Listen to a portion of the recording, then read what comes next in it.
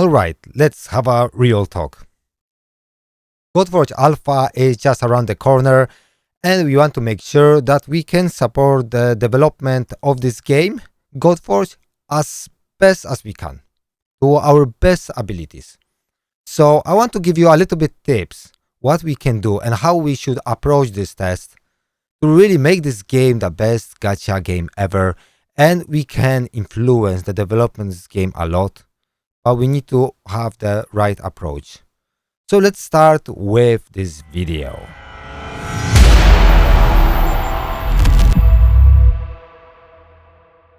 Alright, where I got it? Okay, it's here. Guys, I don't know. Do you remember? I got something like this. You remember what that is? Basically, we used to use those type of things. It's called notepad. A real notepad, like you can use a bloody pen with it, or you can make notes. So while you playing Godforge and testing the game, take your notepad and make notes. So you get all the information in one place. Write down anything you feel that need changing, improving, what you like, what you don't like. This is the first thing you want to make sure you do use is this, right? So make sure you grab your notepad and just be ready, all right? So this is really important. Now, imagine, guys, you have a mate, and your mate is building a house or whatever, and he's doing like a pretty bad job. But you, as a friend, you go there and he's asking, "What do you think about my house?" And you come in, "Oh, mate," and the house is terrible, by the way. Like you can see, it's gonna fall apart, and he's doing really bad job. He has no Scooby what he's doing. But you go to your friend and say, like, "Mate, fucking amazing job." And the reason you say that because you don't want to hurt his feelings.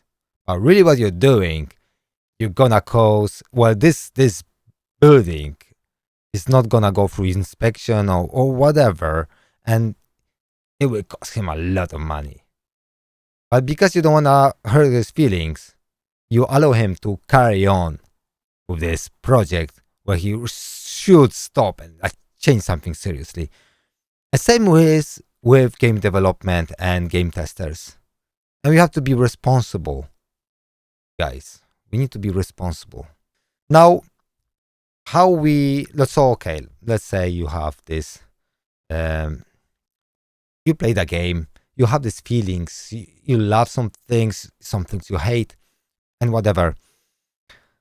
Be truthful, all right? The worst thing you may do to the developer, just tell them that you love it when you don't. Just you have to be 100% honest. Because if you tell developers, "Oh, this game is great, you're gonna succeed and whatever," but if that game is not great, this is a trap for them, because they may release a game that is really not that good, and they're gonna lose a lot of money. They will lose a lot of trust, and we don't want this to happen. So you need to be really honest. That's really important.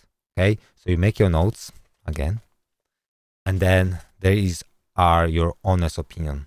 Okay, if you give them an honest opinion and they don't take your feedback seriously, that's on them. But you be honest.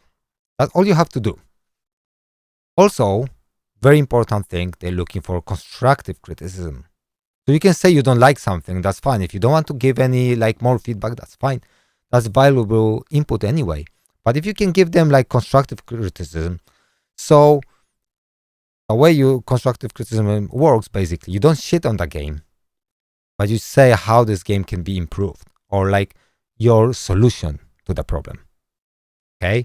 Oh, and don't be a picky bitch. All right? Don't pick up on little bugs.